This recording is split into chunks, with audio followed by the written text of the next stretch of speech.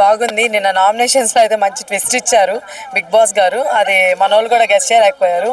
చాలా హ్యాపీ అనిపించింది ఆ విషయంలో. అయితే నిన్న జరిగిన నామినేషన్స్ లో భరణి గారు దివ్యాని నామినేట్ చేశాడు. అసలు చాలా సిల్లీ రీజన్ కింద నామినేట్ చేశాడు. మీరేమంటారు? చాలా సిల్లీనే, అది కావాలని. అంటే మన తనుజ గారిని చేశారు కదా, అందుకని ఈమె చేసినట్టుంది వీళ్ళందరూ కలిసి, ఆ రీతు కానీ. సో వాళ్ళందరూ.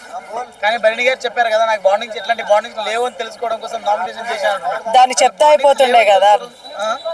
అయిపోతుండే కదా నామినేషన్స్ దాకా ఎందుకు రావడం. పోనీ ఇప్పుడు ఆమె మీద అరిచాడు మొన్న దివ్య మీద. సో అరిచిన తర్వాత కామ్గా అయిపోయింది కదా.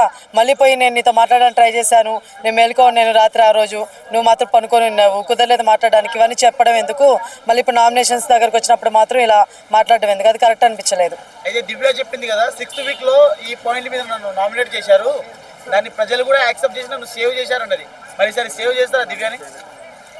ఐ థింక్ తను బాగా గేమ్ ఆడుతుంది. మరి ఇంకా జనాలు సేవ్ చేస్తారు అదేంటి నాకు తెలియదు. బేసిక్గా అయితే తనుజ అని కొంచెం తను ఫైట్ చేస్తుంది కాబట్టి తనుజతో చేయకపోవచ్చు. అయితే నిన్న జరిగిన నామినేషన్స్ లో అందరూ పాయింట్ల ప్రకారం నామినేట్ చేశారు.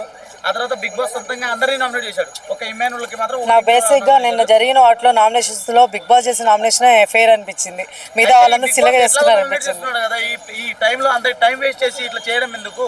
ఒక గేమ్ ఆడిస్తే అయిపోయేది కదా, అందరినీ నామినేట్ చేసి. ట్విస్ట్ ఉండాలి కదబ్బా. ఇప్పుడు వాళ్ళు ఉన్నారు ఇక్కడ హౌస్మేట్స్, వాళ్ళ ట్విస్ట్ ఉండాలి కదా. వాళ్ళు ఏమనుకున్నారే మనం ఎవరిని చేద్దాంలే, సేఫ్ చేస్తున్నారు ఏం చేస్తామని చూశాడు బిగ్ బాస్. వాళ్ళందరూ ట్విస్ట్ ఇచ్చాడు, బాగానే ఉంది. ఆ ట్విస్ట్ అయితే నాకు నచ్చింది. ఎందుకంటే ఎవరు సత్తా ఏంటి ఇప్పుడు తెలిసిపోద్ది, అర్థమవుతుందా. ఎవరు సేఫ్గా నామినేషన్ చేస్తుంటారు కొంతమంది, ఏం కాదులే అని చెప్పి ఇప్పుడు తెలిసిపోయి ఉంటుంది కదా. సో అట్లా అని చెప్పేసి. రీతు గేమ్ ఎలా అనిపిస్తుంది? రీతు పర్లేదు, కానీ ఈరోజు ఆమెని దివ్యాన్ని నామినేట్ చేసిన విధానం పెద్ద అనిపించలేదు నాకు. ఎందుకు ఎప్పుడుదో తీసుకొచ్చి ఇప్పుడు మాట్లాడుతున్నారు.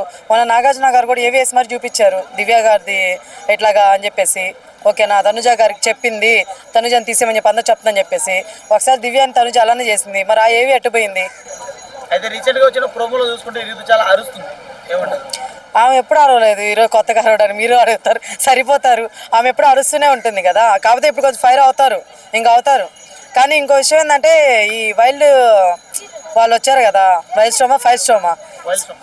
స్టోమ్స్ వాళ్ళు వచ్చారు కదా, వీళ్ళందరూ కదా సేఫ్గా వాళ్ళిద్దరిని ఎక్కువ నామినేట్ చేయడం జరుగుతుంది. అది కొంచెం నాకు జెన్యూన్ అనిపించలేదండి.